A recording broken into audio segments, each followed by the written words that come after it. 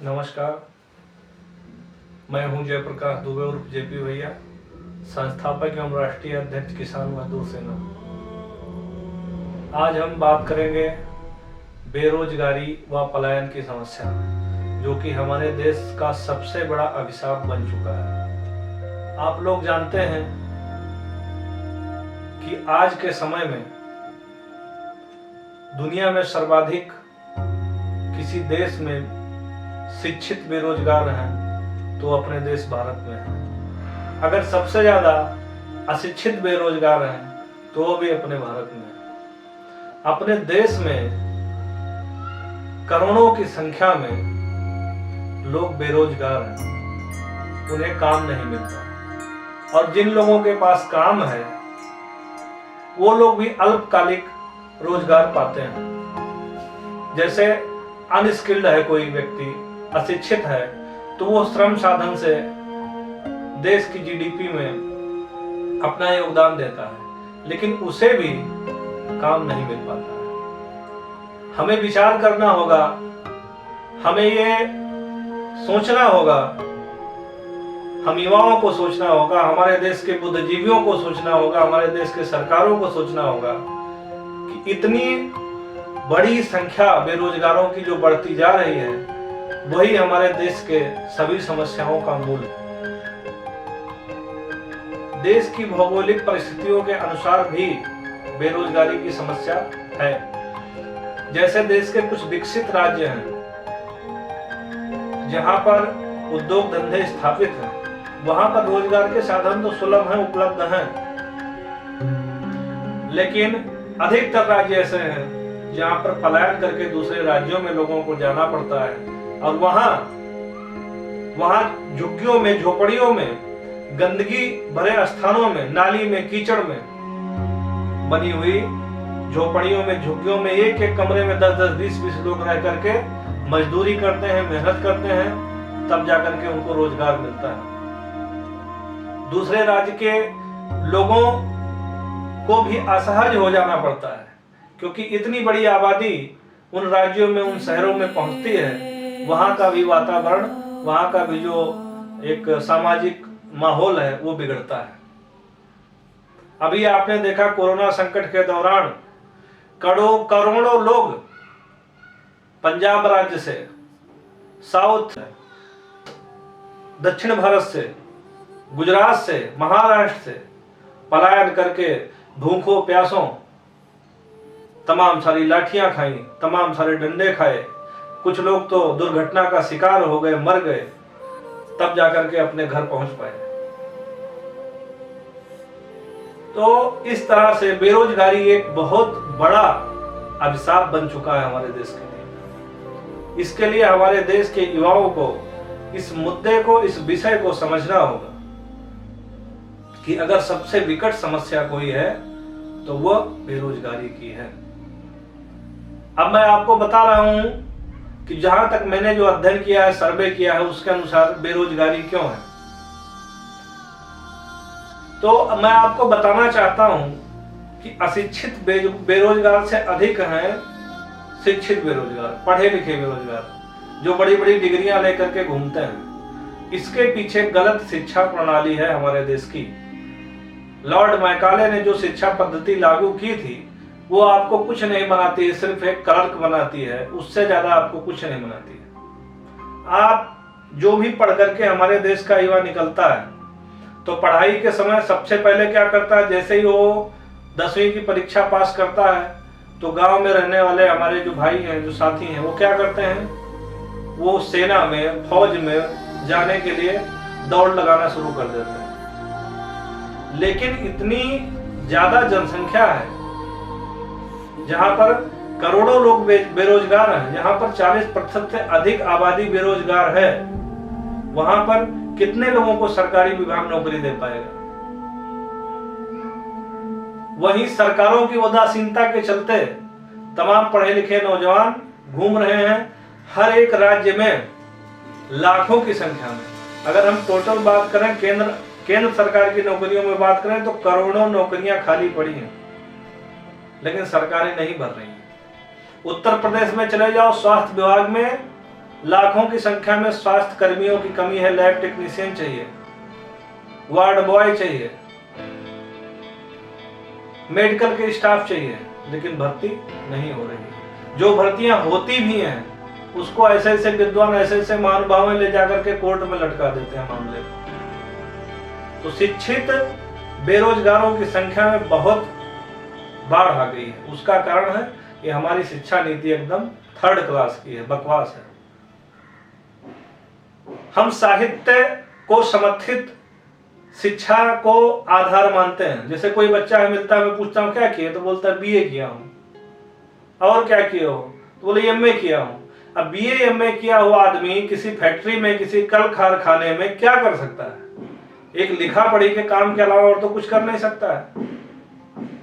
इसलिए हमको सबसे पहले अगर कुछ सुधार करना है बेरोजगारी खत्म करने के लिए, तो वो शिक्षा नीति में बदलाव करना होगा। एक भाई मिले मुझको, मैं बोला क्या किए हो? आए, बोले नौकरी लगवा दो मेरी। मैं बोला ठीक है, क्या किए हो आप? बोले हमने सबसे पहले बीएससी किया, फिर बोले फिर हमने एमबीए कर लिया और अभी एलएलबी कर रहा हूं। अब आप बताइए, बीएससी, उसके बाद में एमबीए और फिर एलएलबी, इन तीनों का क्या मतलब है? इन तीनों का कोई कनेक्शन है आपस में? नहीं है कनेक्शन। इस तरह से हमारे देश के जो युवा, जो हमारी पीढ़ी तैयार हो रही है, जो अपने करियर में इधर उधर से व्यवस्था करके उनके माता पिता उनको फार्म भरवाते हैं, जगह जगह फार्म भरते हैं, और जो परीक्षा शुल्क होता है उसको भरते हैं नौकरी पाने के लिए, दौड़ते हैं दिन रात, 4-4, 5-5 साल अपना उसमें बर्बाद करते हैं। उसके बाद भी हाथ में उनके कुछ नहीं आता, वो बेरोजगार के बेरोजगार रह जाते हैं। तो हमें जब तक शिक्षा नीति में बदलाव नहीं होगा तब तक इस देश का विकास नहीं हो सकता, इस देश में रोजगार के साधन उपलब्ध नहीं हो सकते।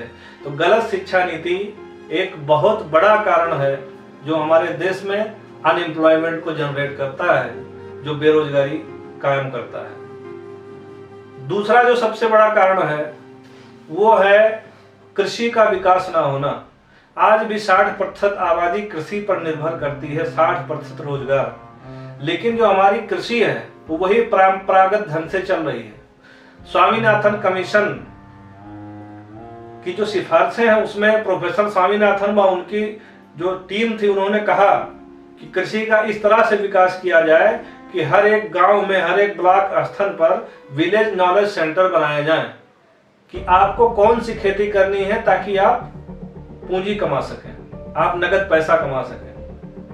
खेती किस तरीके से करनी है, जैविक खेती का कैसे प्रचार प्रसार करना है, उसके लिए ना तो सरकार के पास कोई पॉलिसी है और ना ही आज का युवा वर्ग इन चीजों में अपना हाथ डालना चाहता है। कृषि को विकसित करने के लिए, गांव पर रोजगार तलाशने के लिए ना तो युवाओं में कोई चर्चा है, ना सरकार की तरफ से कोई योजना है, ना ही कोई सामाजिक संस्थाएं, समाज के अग्रणी लोग इस मुद्दे पर बात करना चाहते हैं। तो कृषि का 17% योगदान है।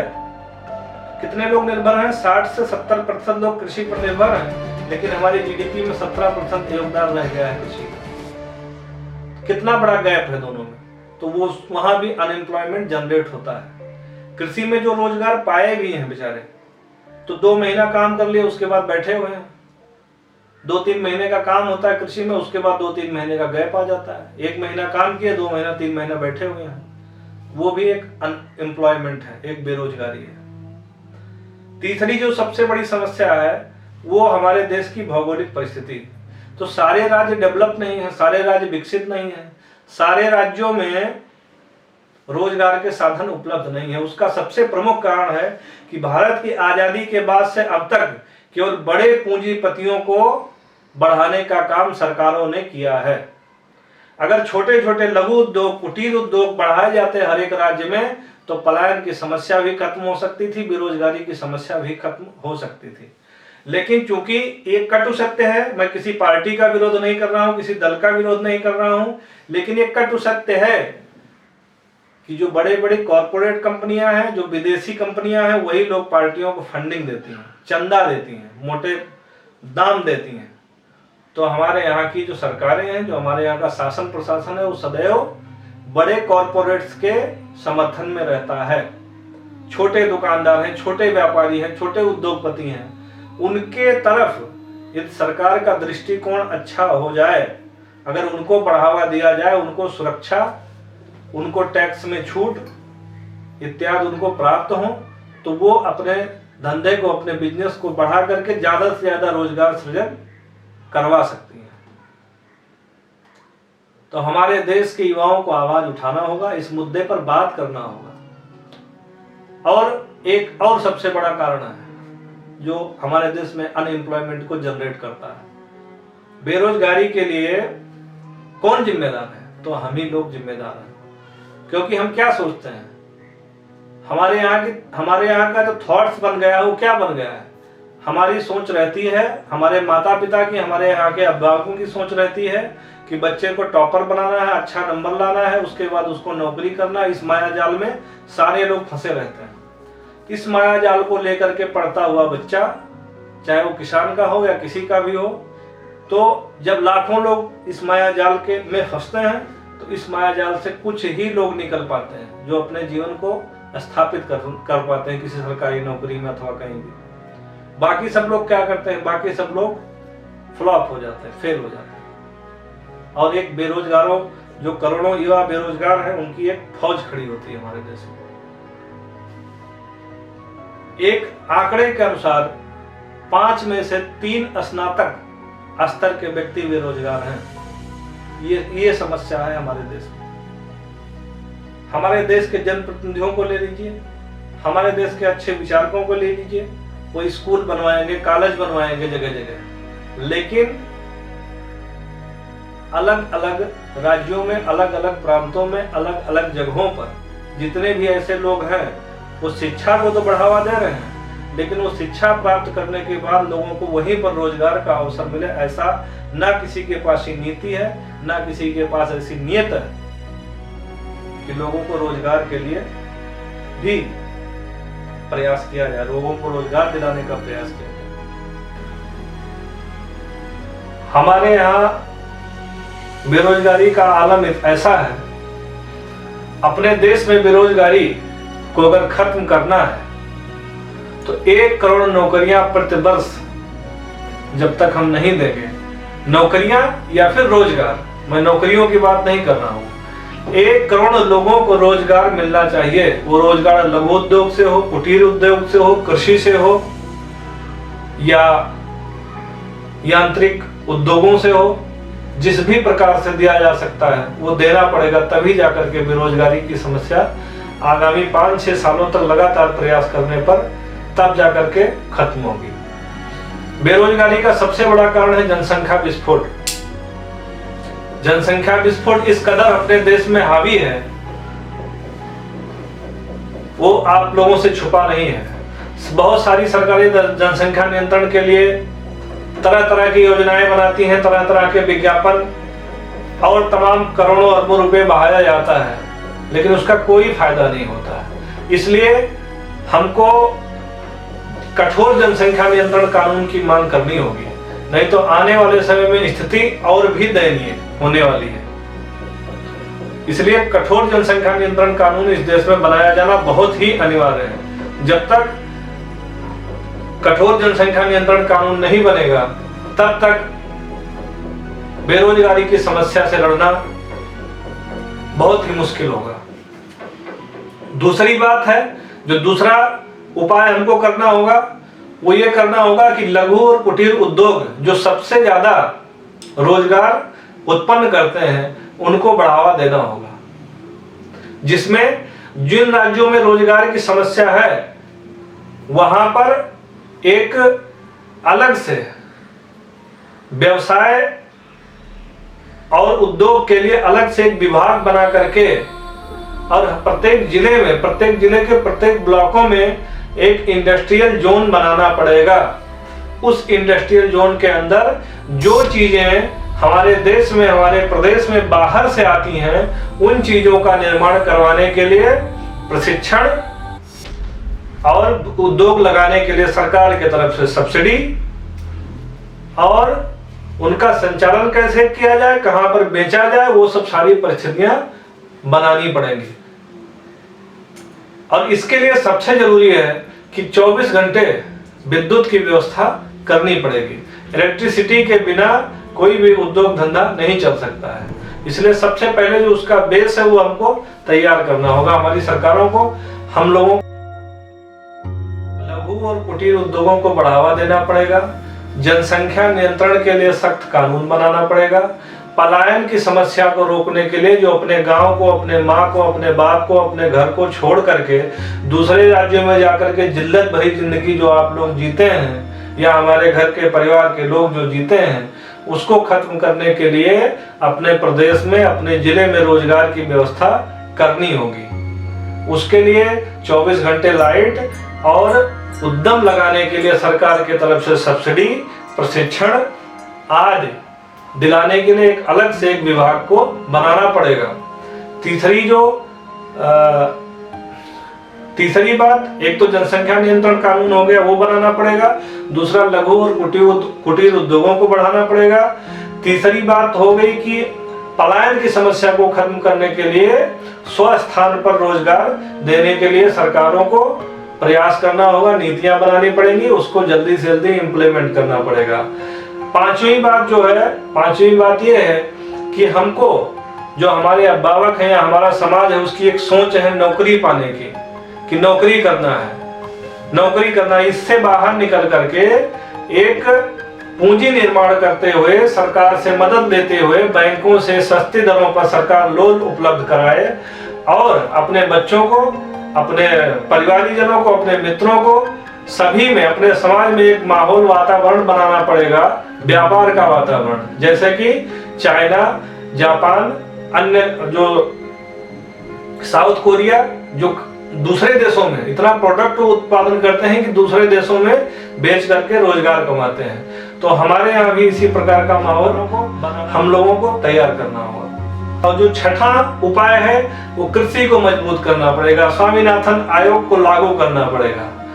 सातवां जो उपाय है, जो मैं बता रहा हूं आपको, सातवां उपाय है कि हमको हमारी जो लचर शिक्षा व्यवस्था है, जिसमें सिर्फ और सिर्फ शिक्षा मजदूर तैयार करती है, वो भी अकुशल मजदूर, पढ़े लिखे तो होते हैं लेकिन वो कुछ नहीं कर सकते हैं, कोई उत्सर्जन, कोई उत्पादन नहीं कर सकते हैं, लिपिक का काम कर सकते हैं, क्लर्क का काम कर सकते हैं। तो हमको क्लर्क बनाना बंद करना होगा। हमारी शिक्षा नीति में भी हमको बदलाव करना होगा। और आठवीं जो सबसे मुद्दे की बात मैं करने जा रहा हूं कि राजनीति में, भारतीय राजनीति में जब तक कृषि को महत्व नहीं दिया जाएगा, कृषि मुद्दा नहीं बनेगा, जब तक रोजगार मुद्दा नहीं बनेगा, जब तक अपराध मुक्त भारत मुद्दा नहीं बनेगा, तब तक इस देश में बेरोजगारी की समस्या को खत्म नहीं किया जा सकता है किसी भी कीमत पर। इसलिए हम सब युवाओं को, हमारे देश के लोगों को, प्रदेश के लोगों को जागरूक बनना पड़ेगा। और जो भी व्यक्ति कृषि की बात उठाता है, रोजगार की बात उठाता है, भ्रष्टाचार की बात उठाता है, उसका सहयोग करना होगा। और आप लोगों को भी गलत चीजों का विरोध करना होगा, तब जाकर के हमारे देश में बेरोजगारी जैसी भयानक समस्या समाप्त हो सकती है। इसी के साथ मैं आप लोगों से इजाजत लेता हूं। मैं आपका अपना साथी जयप्रकाश दुबे जीपी भैया, संस्थापक एवं राष्ट्रीय अध्यक्ष किसान मजदूर सेना। इस वीडियो पर आप अपनी प्रतिक्रिया भेज सकते हैं। आपको वीडियो कैसा लगा, आप भी अपने सुझाव, ऐसा नहीं कि मैं सब कुछ जानता हूं, सर्वज्ञाता हूं, आप लोग भी अपना सुझाव भेज सकते हैं। और इस वीडियो को अधिक से अधिक शेयर करें, ताकि बेरोजगारी की समस्या से कैसे निपटा जाए, बेरोजगारी की समस्या क्या है, बेरोजगारी के कारण क्या है, बेरोजगारी से मुक्त होने का उपाय क्या है, पलायन करके जो दूसरे राज्यों में जाते हैं लोग, जो पलायन की पीड़ा को झेलते हैं, जिनके बच्चे, जिनके घर के माता पिता या घर के जो बाहर दूसरे राज्यों में जाकर के तकलीफ में जीवन गुजारता है, अभाव में जीवन गुजारता है, दिन रात मजदूरी करके, तब वो अपने बच्चों का पेट पालता है और वहां से पैसा भेजता है, तब गांव और उनका घर में रहने वाले लोग, उनके जो गांव पे रहने वाले लोग हैं, उनका जीविकोपार्जन होता है। तो इन सब परिस्थितियों से अगर हमको बचना है तो हमें जागरूक होना होगा। बहुत बहुत धन्यवाद। जय हिंद, जय भारत, हर हर महादेव, वंदे मातरम।